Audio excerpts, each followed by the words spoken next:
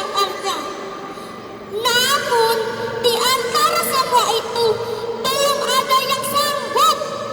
Semua bujang yang mendaftar di seluruh negeri telah habis dan belum ada yang bisa memasukkan keris ke dalam sangkarnya. Dari bujang tua sampai bujang muda telah habis. Tiba saatnya giliran Santani.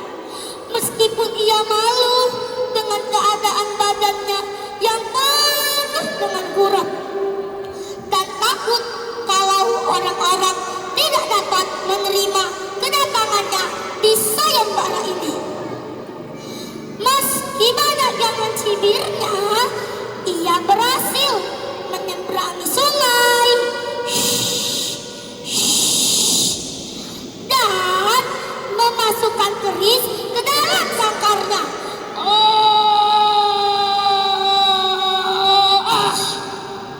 Dan Santanilah pemenangnya. Setelah itu Santani menikah dengan Karuku. Penyakitnya pun hilang. Santani menjadi raja yang ringkih. Santani, mereka berdua hidup dengan makmur, hasil panen melimpah, dan negeri terkenal dengan kedatangan udang sampai mancanegara. Santani pun diangkat menjadi raja, dan Santani pun menjadi raja yang tersohor. Setelah penjajahan, berkat kemampuan dan keahliannya, ia memiliki pulau kuasa.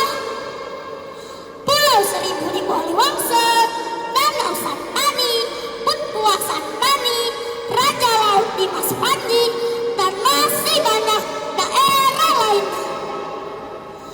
Akhir kisah, Santani pun berkata, "Wahai rakyatku semuanya, selama ini kita terus berusaha untuk mencapai kejayaan bersama, dan akhirnya kita berada di puncak ini. Maka dengarkanlah, selama aku ada, negeri ini akan berseri dan jaya." Begitulah Raja Santani, raja yang mengangkat nama negeri dan tetap menjaga adat pantangan. Sampai sekarang pernikahan anak desa Siku dan desa Sadapetai belum ada yang melanggar. Teman-teman, pesan dari kisah tersebut, kita harus berusaha dan bersabar, karena yang hatinya tulus dan bekerja keras akan mengalahkan semuanya.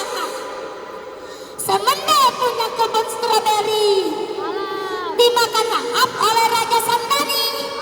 Saya Syahir undur diri, sampai jumpa lagi. Sekian cerita dari saya. Wassalamualaikum warahmatullahi wabarakatuh.